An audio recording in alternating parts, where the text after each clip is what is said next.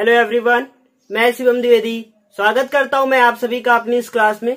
आज की इस क्लास में हम आपको कक्षा 10 के पहले अध्याय जिसका नाम है रासायनिक अपक्रियाएं एवं समीकरण के बारे में कुछ जानकारी देंगे। इस अध्याय से रिलेटेड आप एक वीडियो को कंप्लीट कर चुके हैं जिसमें आपने सीखा कि रासायनिक अपक्रियाएं किसे कहते हैं और उनको कैसे लिखा जाता है, अर्थात उनको समीकरण के रूप में कैसे लिखा जाता है। आज की इस क्लास में हम आपको संयोजन अपक्रिया के बारे में कुछ जानकारी देंगे।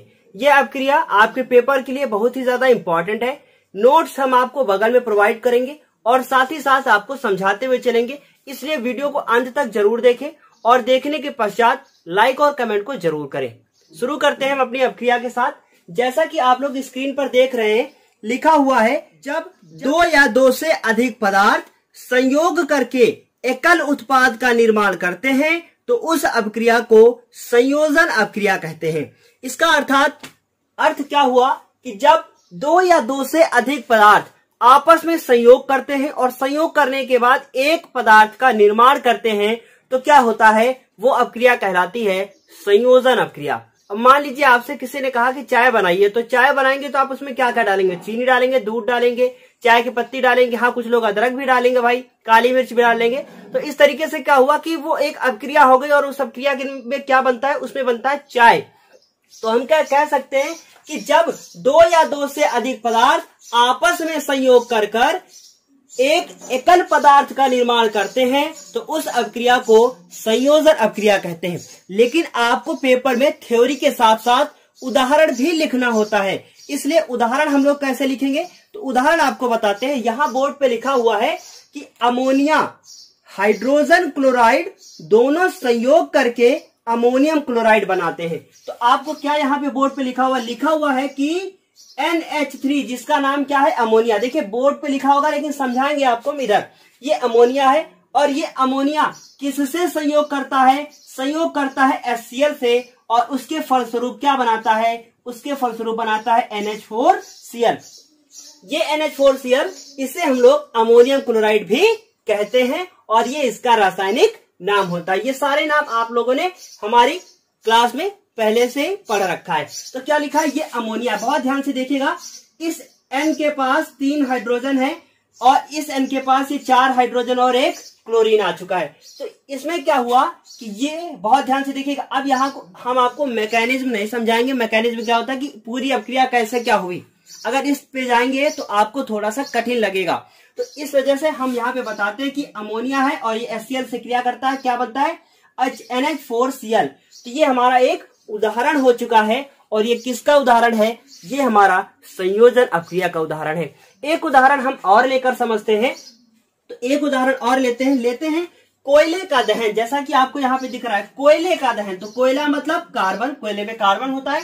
और हमने आपको बताया था कि जब भी दहन कराते हैं तो रिएक्शन किससे होती है? ऑक्सीजन से होती है। याद रखिएगा, किससे रिएक्शन होती है? ऑक्सीजन से रिएक्शन होती है। अभी आपको ऊपर यहाँ पे स्क्रीन पे दिख रहा है, लिखा है जब दो या दो से अधिक पदार्थ आपस में संयोग करते हैं तो ये कार्बन इस ऑक्सीजन के साथ मिल जाएगा और क्या बनाएगा?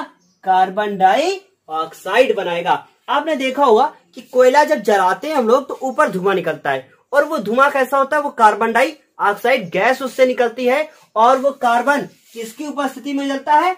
ऑक्सीजन की उपस्थिति में जलता है। उम्मीद है ये भी समझ में आ गया होगा।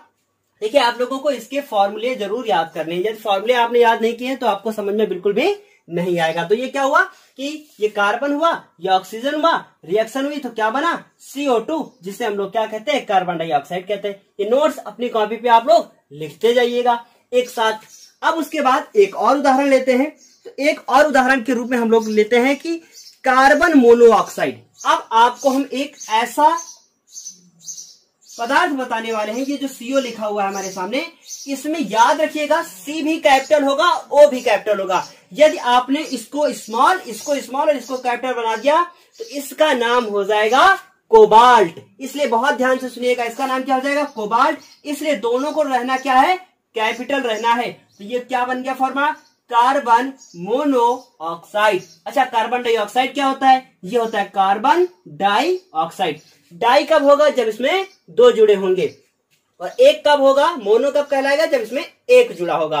तो ये सब हम आपको धीरे धीरे क्लास में बताते रहेंगे, इसलिए आपका सुनना जरूरी है, नोट्स कंप्लीट करना भी जरूरी है, लेकिन नोट्स से ज्यादा जरूरी है हमारी बातों को सुनना, और हम आपको कैसे समझाते हैं शायद ये समझाना आपको जिंदगी भर याद रहे। तो इस तरीके से 2 एग्जाम्पल कंप्लीट हो चुके थे। तीसरा एग्जाम्पल है कार्बन मोनोऑक्साइड। ये कार्बन मोनोऑक्साइड गैस है जो कि गाड़ियों के धुएं के रूप में निकलती है। इस गैस का जब क्लोरीन से रिएक्शन होता है, यानी क्या होता है, ये कार्बन मोनोऑक्साइड गैस है, ये क्लोरीन गैस है। ये कौन सी गैस है, क्लोरीन गैस है। एक बात और बता दें, ये क्लोरीन गैस है, ये क्लोरीन तत्व है, ये क्लोरीन आयन है जिसे क्लोराइड कहते हैं। याद रखिएगा बहुत ध्यान से। अब ये दोनों आपस में जुड़ते हैं और जुड़ने के बाद क्या बनाते हैं, COCl2। बहुत ध्यान से देखिएगा, इसे क्या नाम देंगे, इसे नाम देंगे कार्बोनिल क्लोराइड। क्या नाम देंगे, कार्बोनिल क्लोराइड। देखिए 2 एग्जाम्पल पर्याप्त है, लेकिन तीसरा बताने के पीछे कुछ रीजन है। रीजन क्या है कि इस कार्बोनिल क्लोराइड को हम लोग फास्जीन गैस कहते हैं। शायद मैंने वहां पे नहीं लिखा है तो आप लोग लिख लीजिएगा, क्या कहते हैं, फास्जीन गैस कहते हैं। और ये फास्जीन गैस बहुत ही ज्यादा विषैली होती है, इसलिए इसका उपयोग एक विस्फोटक के रूप में भी किया जाता है। और इस तरीके से ये संयोजन अभिक्रिया हमारी कंप्लीट हुई। एक बार फिर से रिवाइज करेंगे। क्या कहा गया कि जब 2 या 2 से अधिक पदार्थ आपस में मिलकर या आपस में संयोग करके क्या बनाते हैं, एक पदार्थ बनाते हैं। और वो एक पदार्थ जब बनेगा तो वो अभिक्रिया कौन सी कहलाएगी, संयोजन अभिक्रिया। जैसा कि नाम में छुपा था कि संयोजन यानी कि जुड़ना। उम्मीद है जरूर समझ में आया होगा। इस संयोजन अभिक्रिया के बाद अब हम लोग बात करेंगे वियोजन अभिक्रिया के बारे में, और वो बात हम लोग अगले वीडियो में करेंगे। इसलिए अगला वीडियो भी इसी वीडियो के बाद तुरंत पोस्ट होने वाला है, या आप बहुत टाइम बाद देख रहे हैं तो पोस्ट हो चुका है, आप देख सकते हैं। तो इस तरीके से आज की क्लास को हम यहीं पे विराम देते हैं। फिर मिलेंगे हम आपसे अपनी अगली क्लास में।